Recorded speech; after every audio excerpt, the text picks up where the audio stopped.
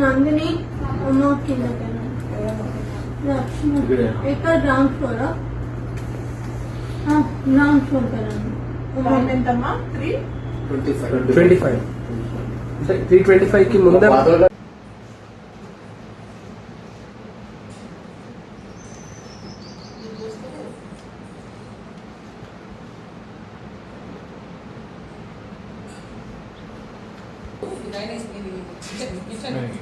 ఇది కిచెన్, ఇదేమో dining hall అని పోతుంది. ఇక్కడేమో కిచెన్ బయటికి పోతుంది, వాషింగ్ ఏరియా ఉంటుంది. ఇక్కడ కిటికీ ఉంది ఒకటి. ఆ కింద కిటికీ వదలగొట్టుకొని దాంట్లోకి తీసేసి ఇప్పేసి మొత్తం వాడు ఫ్రేమ్ ఇప్పేసి దాంట్లోకి వెళ్ళి నడుపుకుంటూ వచ్చింది.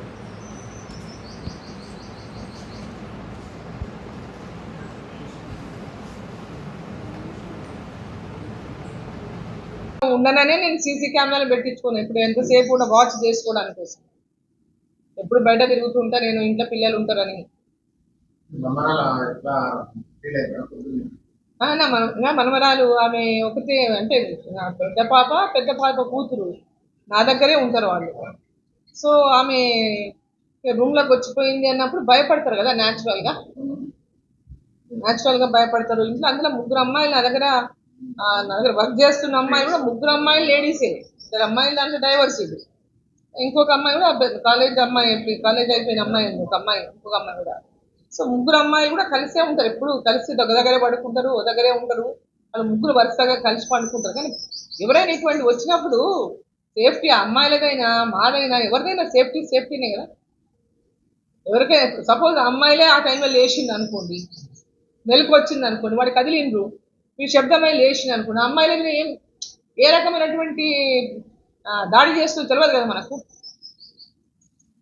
ఎవరిదైనా ఇంట్లో ఉన్న వాళ్ళందరికీ ఎవరిదైనా సెక్యూరిటీనే కదా. సో నిన్న రాత్రి అరౌండ్ 3:20 అంటే యాజ్ పర్ CCTV ఫుటేజ్ ప్రకారం రాత్రి అంటే మార్నింగ్ 6 గంటలకు నాకు వచ్చిన కాల్ ఈరోజు మొదట జరిగింది. మొదట నాకు పొద్దున అరౌండ్ 7 o'clock అయిపోతే నాకు మా ఇంటి నుంచి ఫోన్ వచ్చి అమ్మ ఇంట్లో ఎవరో వచ్చిండ్రు, మొత్తం ఇంట్లో అంతా అడుగులు కనపడుతున్నాయి, బూట్ల అడుగులు కనపడుతున్నాయి, అంత మడ్డడుగులు కనపడుతున్నాయి, కిచెన్ సైడ్ నుంచి ఎవరో ఇంట్లోకి మొత్తం వచ్చి తిరుగులాడినట్టు కనపడుతుంది అన్నారు. అన్నాక అవునా ఎక్కడి నుంచి వచ్చిండ్రు, ఇంట్లోకెట్లకెళ్ళి వచ్చిండ్రు, పైనకెట్లకెళ్ళి వచ్చిండ్రు, డోర్ మీరు కిచెన్ డోర్ వేసుకోలేదా అన్న. లేదమ్మా కిచెన్ డోర్ మేము అన్ని తాళాలు చూసుకొని అన్ని మూసుకొని వచ్చినాము అన్నారు అమ్మాయి.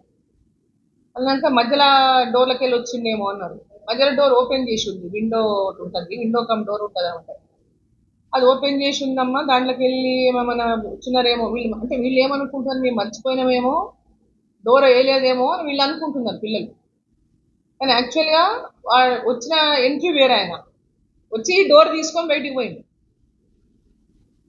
వీళ్ళందరూ నేను కోపడ్డా, మీరు ఎన్నిసార్లు చెప్పినా మీరు దొంగ అయితే దొంగతనం చేయడానికి వచ్చి ఉండాలా, ఇంట్లో ఏ వస్తువు తీసుకోపోలేదు. 1.5 hour ఉన్నాడు, గంటన్నర ఉన్నాడు. ఏ రూమ్ కూడా తెరవడానికి ట్రై చేసినాడు. మళ్ళీ నువ్వు నా బెడ్రూమ్ డోర్ అన్నా కనీసం తెరిచిందా మూసిందా అని ట్రై కూడా చేయలేదు. మరి ఎందుకోసం వచ్చిండు, ఏం లెక్క, ఎంతమంది రూమ్లు ఉన్నాయి, ఎంతమంది ఉన్నారో లెక్క, అసలు ఎందుకోసం వచ్చిండో ఇప్పటిదాకా అర్థం కాదు. ఇది ముఖ్యమంత్రి గారు లేని 4 ఏళ్ళనే ముఖ్యమంత్రి కూడా ఉంటాడు. నా ఇంటి నుంచి కనీసం ఆయనకు 200 meters కూడా ఉండదో. ఆయన ఇంటికి మా ఇంటికి మధ్య రోడ్డు కొట్టి అడ్డం, అసలు ఆయన ఉంటాడు, ఇతరులు నేను ఉంటాను. ఆ కార్నర్ ఆయన, ఈ కార్నర్ నేను, మా రోడ్ల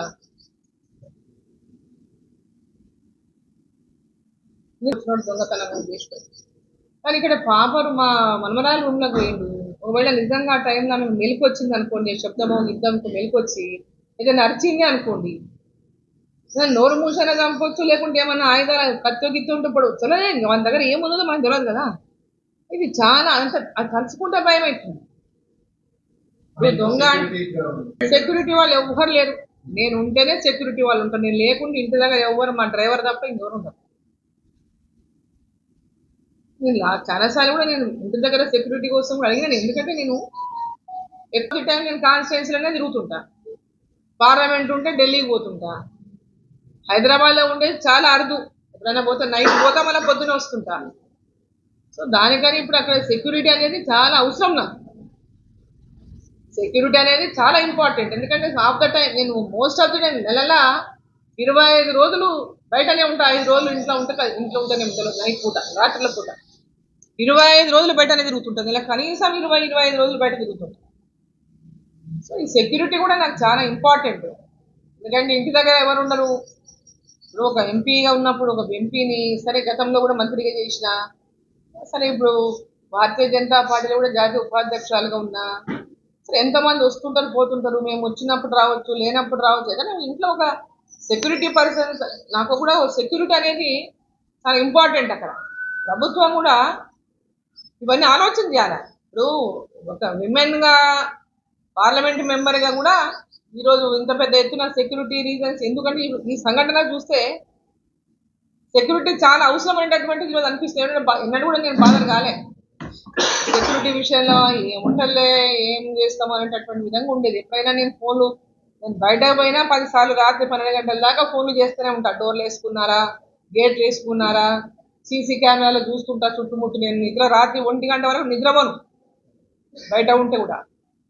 నేను చుట్టుముట్టు కెమెరాలో చూస్తూనే ఉంటాను. అందరు పడుకున్నారా, అన్ని గేట్లు వేసుకున్నారా, డోర్లు వేసుకున్నారా అని చూస్తూనే ఉంటాను. నా ఫోన్లో సీసీ కెమెరా యాప్ ఉంటుంది కాబట్టి చూసుకుంటూ ఉంటాను. బట్ ఈ సంఘటన విషయంలో చూస్తే మటుకు సెక్యూరిటీ చాలా అవసరం. మరి వాళ్ళు ఎందుకు వచ్చిండ్రు, దేనికోసం వచ్చిండ్రు, ఏం చేయడానికి కోసం వచ్చిండ్రు, ఏ రకంగా ఉద్దేశంతో వచ్చిందో అది పోలీసు వాళ్ళు రేపు విచారణ చేస్తే తప్ప తెలుస్తుంది. అసలు ఏం అర్థమైతే లేదు. దీంట్లో ఏందనేది అసలు అర్థం కాని విషయం. ఇప్పుడు వాళ్ళు ఏమన్నారంటే ఇంట్లో ఇంతకుముందు ఎవరైనా పని చేసిన వాళ్ళు, వెళ్ళిపోయిన వాళ్ళ గురించి అట్లాంటి వాళ్ళు ఏమన్నా నంబర్లు ఉంటే కూడా ఇవ్వని అన్నారు. అటువంటి నంబర్ కూడా ఇచ్చినాం మనం. సరే వాళ్ళు ఇంట్లో పని చేసి పోయిన వాళ్ళు వస్తే నేను దొంగతనం కోసమే రావాలి కదా. ఎవరైనా వచ్చిపోయిన వాళ్ళు ఉంటాడు, నేను దొంగతనం కోసమే రావాలి. దొంగతనం ఏదైనా తీసుకుపోవాలి కదా వచ్చినోడు. ఏ దొంగతనం కాలేదు, ఏమి తీసుకుపోలేదు. సో దానికనే పెద్ద వరి ఇక్కడ. ఇప్పుడు మొత్తం సీసీ కెమెరాల వాళ్ళు తిరిగిన తీరు చూస్తే ఇల్లందరూ ఫస్ట్ ఫ్లోర్, సెకండ్ ఫ్లోర్ మొత్తం తిరిగేసిండు. ఎందుకోసం వచ్చిండు, ఎందుకు ఇవన్నీ చూసుకొని పోవాల్సి వచ్చింది? ఇంకెవరు ఉంటారని వచ్చిందా, ఎంతమంది ఉంటారని వచ్చిందా, ఏముంటుందని వచ్చిందా, ఏది కోసం వచ్చిందో మాకు అర్థం కాలేదు. అవును ఏదో ఎత్తుకపోయిండు, టీవీ ఎత్తుకపోయిండు, లేకపోతే ఇంకేదో కంప్యూటర్ ఏదో ఎత్తుకపోయిండు, ఇంకేదో ఫోన్లు ఎత్తుకపోయిండు అంటే దొంగ వచ్చిండు తీసుకుపోయిండు. ఏదైనా అనుమాన డబ్బులు దొరికినాయి తీసుకుపోయిండు అంటే తీసుకుపోయిండు. కానీ ఇది చిత్రంగా ఉంది. ముఖ్యమంత్రి గారికి ఒకటే డిమాండ్ చేస్తున్నా, ముఖ్యమంత్రి గారు నా భద్రత గురించి ఆలోచించాలి. ఎందుకంటే గతంలో కూడా అంటే మా ఫ్యామిలీ హిస్టరీ కూడా తెలుసు. మా ఫ్యామిలీలో కూడా గతంలో మా ఫాదర్ మీద జరిగినటువంటి నక్సలైట్ల అటాక్ గురించి కూడా వాళ్ళకి తెలుసు. నేను ప్రస్తుతం ఉన్నటువంటి పొలిటికల్ ఇది మనం అనుకోవచ్చు, అంతా బాగుందని మనం అనుకోవచ్చు కాక, కానీ ఎక్కడో చోట మాకు మెరమెర అనిపిస్తుంటుంది సెక్యూరిటీ విషయంలో. నా హస్బెండ్ కూడా నేను సెక్యూరిటీ అడిగిన, వాస్తవంగా నరసింహారెడ్డి గారికి కూడా ఎక్స్ఎమ్మెల్యే, వారికి సెక్యూరిటీ ఇవ్వాలి. ఎక్కడంటే వారు కూడా తిరుగుతూనే ఉంటారు కాన్స్టిట్యున్సీలలో. మా ఫ్యామిలీకి ఉన్నటువంటి బ్యాక్గ్రౌండ్ చూసి మీ సెక్యూరిటీ ఇవ్వాలని కూడా కోర్టు లెటర్ కూడా ఇచ్చాను. ఇప్పటిదాకా వాళ్ళకి కూడా సెక్యూరిటీ ఇవ్వలేదు. సో నేను ముఖ్యమంత్రి గారికి కోరుతున్న ఇవాళ మా ఫ్యామిలీ సెక్యూరిటీ గురించి తక్షణమే మీరు చర్యలు తీసుకోవాలని చెప్పి మీ ద్వారా ముఖ్యమంత్రి గారిని కోరుతున్నాను. నా ఇంటి దగ్గర కూడా భద్రత ఏర్పాటు చేయాలని చెప్పి నేను ముఖ్యమంత్రి గారిని కోరుతున్నాను. గారు ఉండే లేని 4 ఏళ్ళనే ముఖ్యమంత్రి కూడా ఉంటాడు. నా ఇంటి నుంచి కనీసం ఆయనకు ఒక 200 మీటర్స్ కూడా ఉంటుందో ఉండదో. ఆయన ఇంటికి మా ఇంటికి మధ్య రోడ్డు ఒకటి అడ్డం, అసలు ఆయన ఉంటాడు, ఇతరులు నేను ఉంటాను. ఆ కార్నర్ ఆయన, ఈ కార్నర్ నేను మా రోడ్ల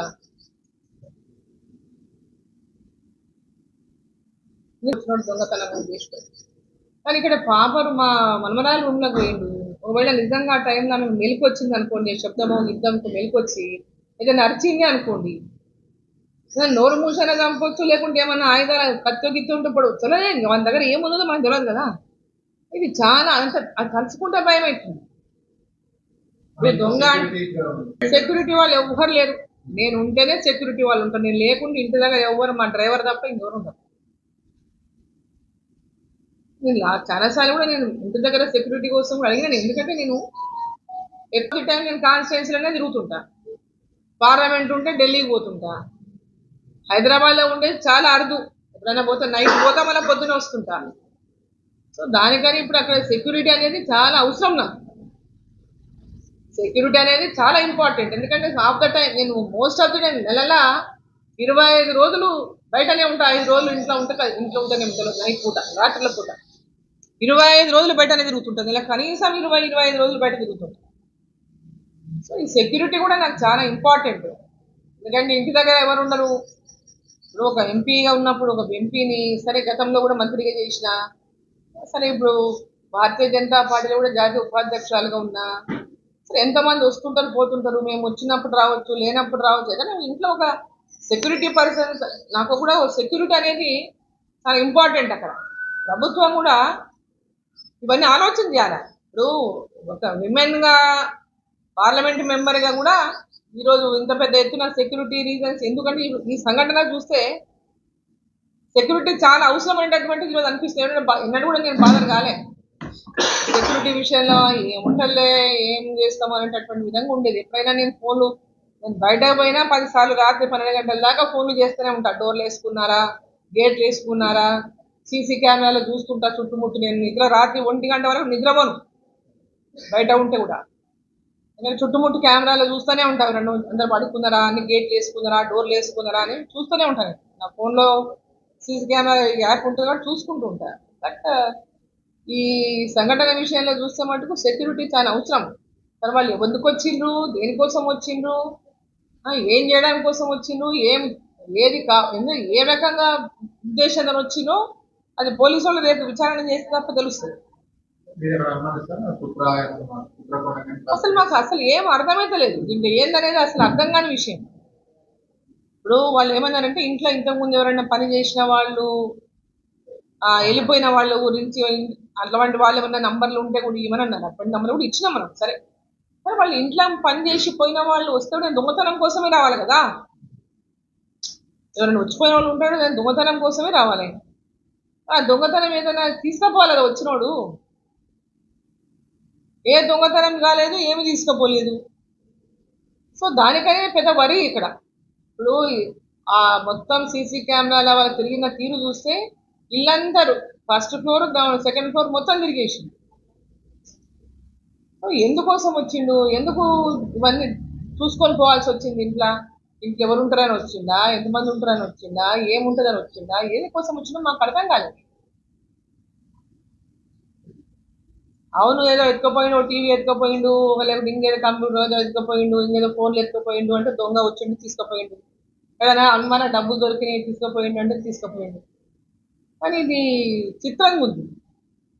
ముఖ్యమంత్రి గారికి ఒకటే డిమాండ్ చేస్తున్నా, ముఖ్యమంత్రి గారు నా భద్రత గురించి ఆలోచించాలి. ఎందుకంటే గతంలో కూడా